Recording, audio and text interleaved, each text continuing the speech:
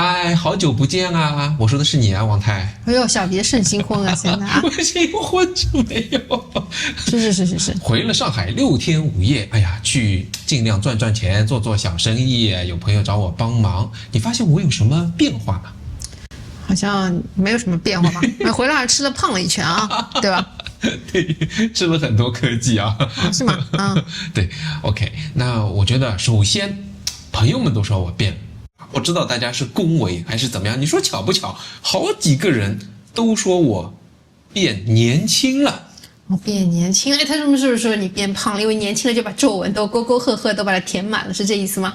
我也是这么解释的哈。我说我当然年轻了，你看我这么多一脸的胶原蛋白哈，怎么能够不年轻呢？哎，不过大家还有人很认真的纠正我说不，他说你真的是年轻。第一呢是跟我的一个大学同学，你也知道是谁我知道。因为呢他到我们这个朋友这边来玩呢，我就把他一起叫上楼了，说哎大家认识一下，这是我的一个朋友。结果人家都说啊。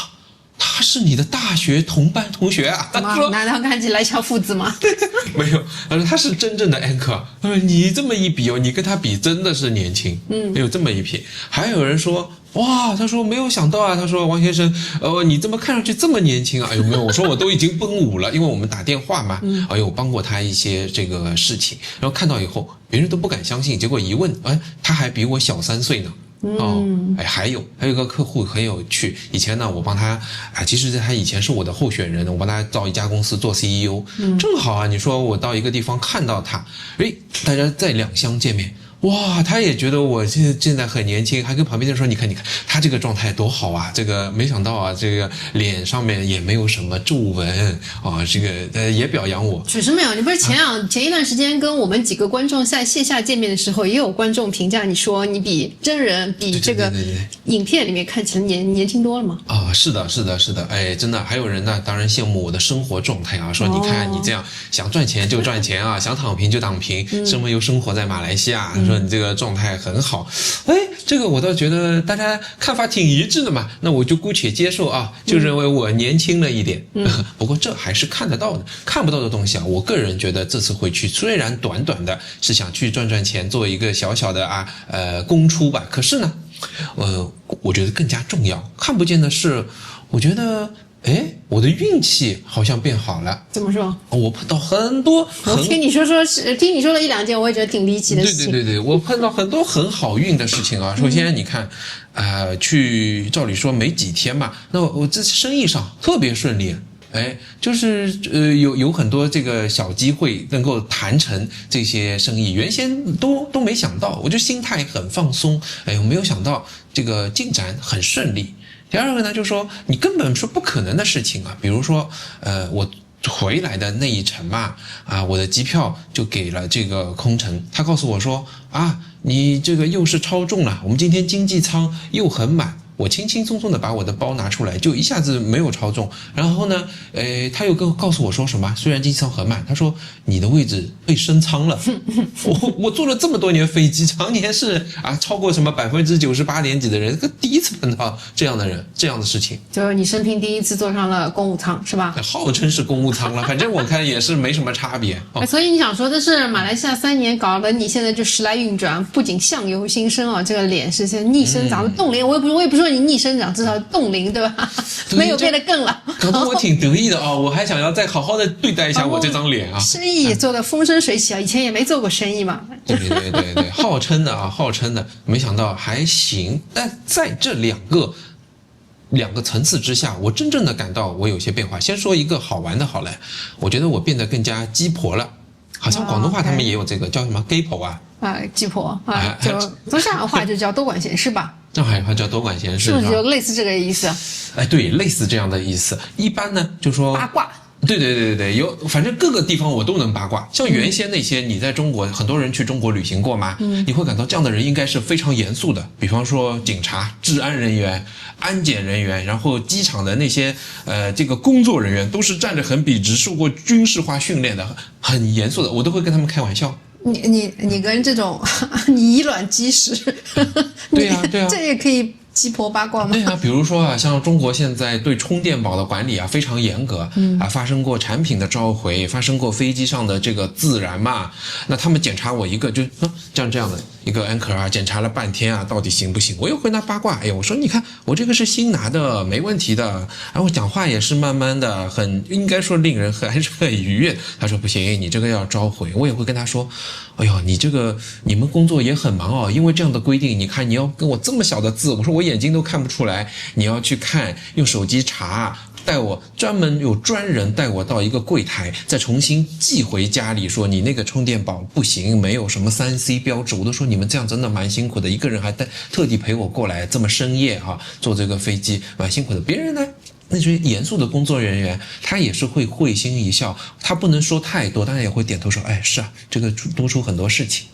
这乍听起来，如果我以前中国人思维，我会觉得说你一定有所图，你马屁精，好人家拍2句马屁，你对人家有什么图谋嘛？但是现在我是能够理解的，你肯定是觉得人家工作很辛苦，也挺不容易，可能就想让人家轻松轻松，或者说让人家感同身受，你知道他工作很辛苦，所以你会配合他，是吗？我就是这种感同身受，因为我自己想莫名其妙多出一个规定，哎，你说这3C 标志吧，国际航班不限制，哎，对中国航班要限制。什么？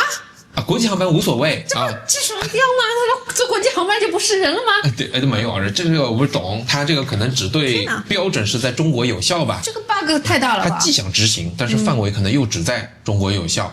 哎呀，所以我又很体会，你看要登记你的信息，以前哪有这种服务？以前就让你扔了嘛，我们碰到过，人家又不想让你充电宝这么贵，我那个苹果的充电宝，然后你还要让你寄回去，教你怎么填，手机帮你按，还帮你看数字，填入到那个小小的检查有没有被召回范围内的这个产品，人家是不是挺辛苦的？我感同身受啊。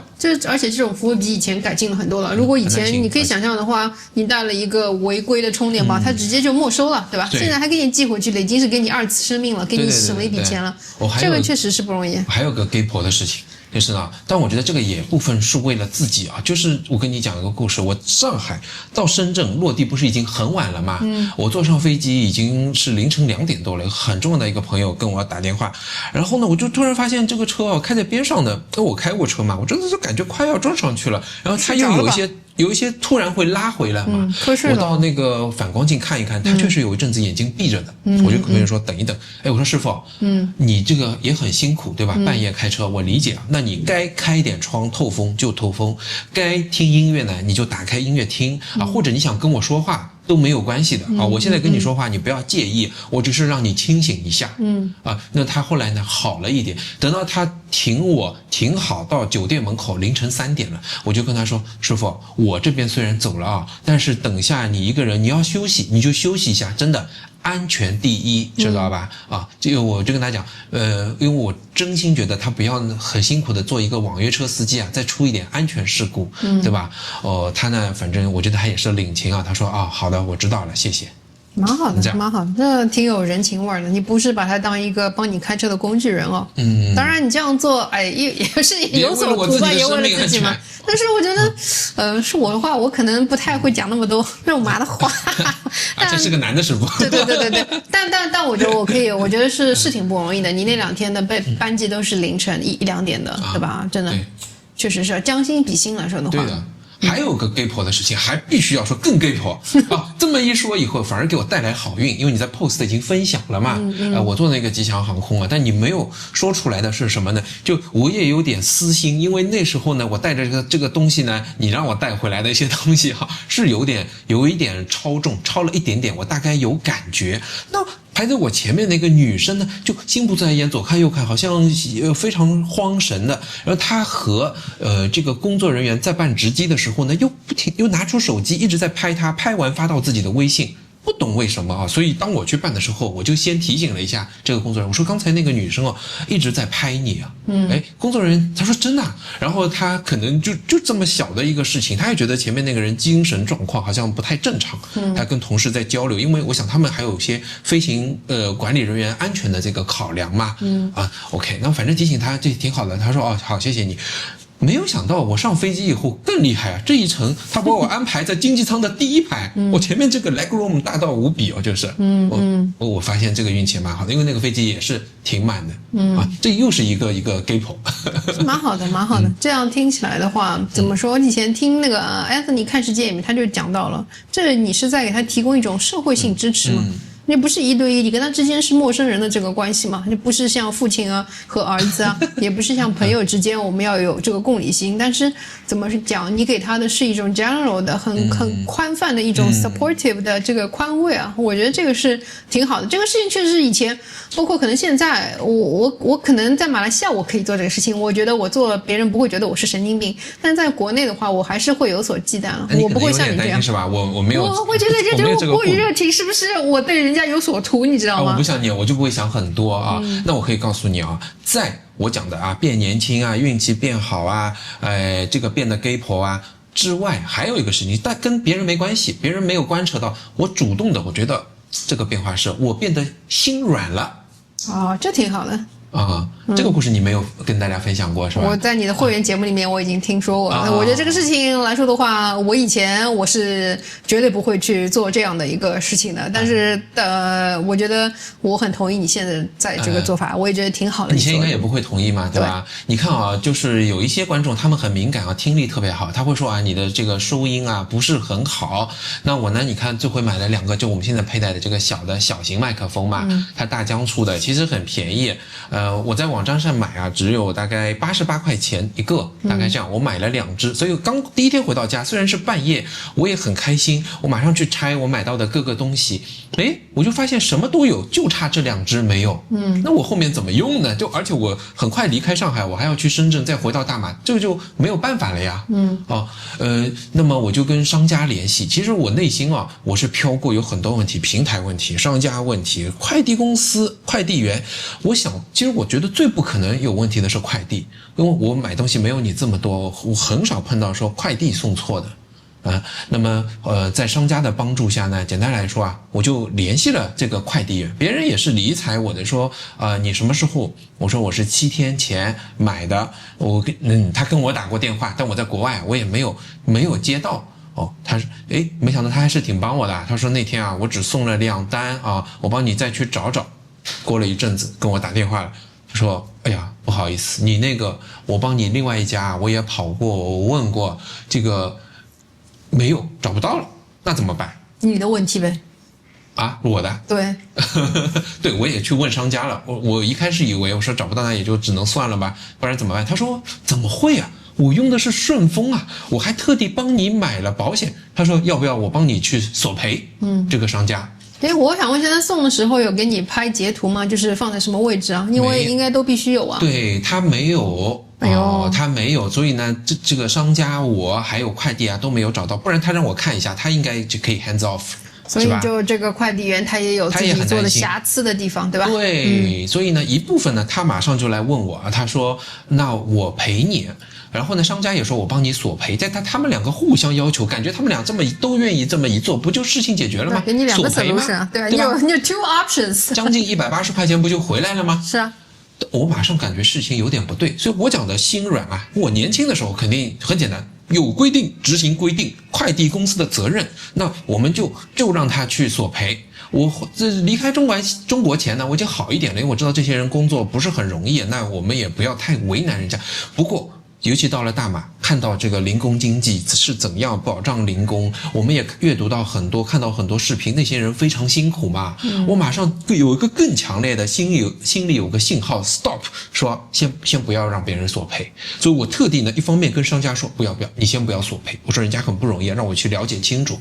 另外一方面，我又打电话回去，我和这个快递人员问了一下，我说师傅，你不对啊，我说有保险啊，为什么你说你要赔我呢？这样你不是亏吗？你觉得怪不怪？我不怪，因为我知道他们背后，我知道类似他们愿意付给你，那就说明他要得到的惩罚远比他赔给你的金额要大得大。对，我也有感知到了，所以在这种两种感知之下呢，我真的想了解啊，我也就多问他，他还跟我后来加了微信啊，我就说我是打电话跟他，我说那么你如果赔我的话，你会面临一些什么惩罚？如果是保险会怎么样？他说赔我就把这个钱给你了，贵我也给你了，因为呢，你不发现奇怪啊？他没问我多少钱，他就说要赔我啊。我如果是10块的，我跟他报了一个90呢，或者这东西很贵，他难道也赔我？原来他们这个制度真的很可恶。他说，即便有保险，你走保险会怎样呢？他首先还得自己照价全部钱赔给你，然后公司罚款200块钱，再来扣服务分55分，我说什么叫扣55分？他说我们就100分，扣55分，我至少这个 account 要 suspend 7天，不能工作。你看又是这样。天哪 ！suspend account， 这那他手停口停啊！这100分也就意味着他只要犯2次错误，他就没有工作了。这时候我不是说心软了，心都化了。你现在我讲到我都很激动的，我都有点这说难听点，男生也想哭啊，就让自己更加年轻一点，因为，不容易的。赔了保险，这个保险钱可是人家商家交给平台的身上，你知道吗？你让别人快递员自己赔，罚钱再扣分，这什么意思啊？是，还有惩罚，对吧？这几个意思啊。所以呢，我就跟他说这样吧，我说师傅，我一个是88啊，那么你给我一个就可以了，因为我也想过这个问题，如果他不赔付，他也没有承担起他的责任。我这东西呢，确实也不是很贵啊，我自己也觉得挺亏的，但他自己也提出来啊。当我说我2个呢，我只是跟你了解你发生什么，你刚才不要介意，我再次打电话给你，我还是不会让你赔的，你就给我一个的钱，88块钱就可以了。他呢还是挺挺不错的，他加了我的微信，给我打了一个90块钱的红包，也不容易了。哎呀，也不容易。他说哥，感谢你的理解。我说没有什么，我也只是希望你我知道啊，我理解你的处境，能够感受到一些温暖，就这样。他也没有多回什么，就这样一个故事，心软。就我说这个变化是我自己感受到自己的。那你不觉得亏了吗？自己无缘无故啊，虽然有一点小过错，是过了7天以后才发现，对吧？但是你自己等于是买单了这个88块钱，你不会觉得相当于我2天亏了吗？我买了4个麦克风啊，2个丢了。然后你看咱们现在用的这2个，我在京东买的，而且京东的更贵啊，京东要卖150块钱一个，再加上去掉一些国补。但我在想，算了，就算我花了500块钱，第一对我们来说能够承担。实用主义角度来说，我们2个麦克风天天要用，对，长期主义来看的话，算到每一天的话，成本就等于是免费。再不然啊，88块钱，可能也就是我们去一次档口都不到，或者呢，我们就平时随便饿了说点一个牛蛙，点一点吃的东西啊，就得花这么多钱，打个车一半的钱都用不都需要88呢。可是对别人，如果你让平台赔的话，别人面临7天手停口停，这是什么呀？我们看过那个《飞驰人生》嘛，听说很真实的，摔倒在地上都要微笑，然后第1天工作下来还亏了几十块钱，拿回家供养家庭都供养不起啊。那其实对我们真的是，我就算是500都是一个很小的事情。我觉得挺好的。那要不这事情对我来说，我觉得好的地方是在于说，当一个人犯了错，在我们传统的中国人的体系下面，就是你要让他得到惩罚，然后惩罚的力度要让他知道痛了，痛的下次不敢再犯才可以。但是他这一次，他虽然他有他的过错，但是我们以一个相对温和的方式，对吧？我希望他能够知道，有的时候因为人无完人，总会犯错，也不是每一个错误都是不可饶恕的。对呀，对，应该是这样，我觉得挺好的。哪怕整个大环境是那个样子的，但是我们也想告诉他，我们普通人都是一样的，我们理解他。对，挺好的。我希望大家先不要急着开骂哈，因为我们在大马也碰到一样的事情，司机也有这个抱怨，只不过大马现在有零工法案，这个我们在另外的节目中会再去分享的。好。这个4个变化以后还有变化，就是我的接收善意的这种程度变得更加灵敏了，滴滴滴滴滴，好像能够有个天线，可以更容易接收到别人给我的一些善意。你比如说小的事情因为你知道我们老人里面有一个已经要坐轮椅了嘛，我们一起聚了一个餐，吃了一个饭，出来的时候呢，他推着这个轮椅，那个服务人员很主动的说，你倒过来推我们这里有台阶，说了2句话以后，就自己跑上来帮我推下来。其实你看在这种大马事情在大马如果这样的事情，我们也会很感动，会把它记录下来的。对。但你细心体会在中国还是可以看到这样的，就是一个年轻的，可能是外地来沪工作的，对吧？在门口接待的，饭店的工作人员，还非常年轻的啊。那么你说职业化的也有，我在另外一个休息舱里面，我那个 UOB 的卡让他去刷一下，我说我这边可以休息。其实两边都跑，就跑得满身是汗，我实在不行啊，就算了，因为可能过1个小时飞机就起飞了。结果他扫呢是扫了，没有扫出来，总会说 error。说要 check 什么东西lounge 是吧？lounge 休息室嘛。然后他呢给看了一下他那个条款，确实说他这个休息室可以用的。没想到，因为我们在KLIA 的休息室碰到过的，人家就不让你进去嘛。他这里就说，哎呀先生，那你就进去休息吧，反正你这个也没多少时间了，那你回头自己跟银行再反映一下，我们这个网点不能用这个问题。挺善解人意的。这是在上海还是深圳？这个吉祥航空是在上海的虹桥的，这不容易的哦。还是微笑着很 nice 的。我觉得人家这种心态啊、大度，工作中体现出的一种宽容，对吧？因为 KLIA 的 lounge， 我觉得它相对有一点这个就是不行就不行啊，然后看到你马上微笑，不马上就脸收起来那种的，对吧？所以我觉得我能够更好的感受到别人释放的一些善意，真的不容易的。有人想想国内的现在的这个经济压力、下行压力这么大，然后各行各业都不容易，大家都在这样的一个过程当中，还在努力的释放一些善意啊，还在恪尽职守的去做自己的一些事情。这你能给他们这样一些温暖的小小的姿态吧。所以我想啊，人情人性都没有这么快的变化，而中国的经济在下行，就像你讲的，可能大家生活压力都变得很大的，每个人其实都在努力的生活嘛。包括我身边那些朋友，我也有些小小感触，这个可能也算是心软啊，柔软的这种软啊，不是软化的。也有一些，我就觉得他们也都没有以前那么鸡血，都是随着小孩子，你爱怎么读书就怎么读书啊。我们爸爸妈妈对你没有太高的要求，也甚至有好几个人跟我讲，没有要求你一定要考大学或者考好的大学，也变多了。大家真的每个人在努力生活那么是什么变了？我觉得就是在大马，可能我们生活了快3年了啊，也感受到记录下来、拍摄下来啊，这个很多的别人的善意对我们有指导意义，我们只知道说应该怎么样做人，自己的心态怎么样变化。我在外面现在跟人讲话就是这样的，慢慢的很 nice 的，然后说什么什么呀，就是这样，就像他是我的一个身边朋友啊，这种感觉就是滋养吧。我觉得是有点被滋养到的，说实话。是，对。好，大马基因啊，在空中被接收到。对的，所以你看，发生了人传人的善意的流动。应防尽防。对，应善尽善。对，所以这个呢，我也非常有感触。就短几天，照理说还是很忙的，那你再运气变好，说不定跟这个都有关系。所以我觉得一切都很美好，一切都很顺利。对的。好的，恭喜你，蜕变成功啊！对的，这个是你能感受到我的变化了吗？那日常相处没有发现，其实但是你同样一个人回到国内，你发生了这样的一系列的事情的话，不得不说太神奇了，改运了。对，运和命可能都是有联系的。那么你就讲到这个用善意，用着一片这个良心去做的美食，你会想到什么呢？就人家你变年轻了，那个不就是吃 OK？ 观众最近有些什么反馈吗？我们的观众也是非常的贴心啊，我们做的一些小小的举动，他们竟然能够感受出来。比如讲说，我们有一些三文鱼，它的切的是比较厚的时候，我们会在鱼皮上面切2刀。竟然有顾客会告诉我们说：“哎呀，我们这样做很周到。”为什么呢？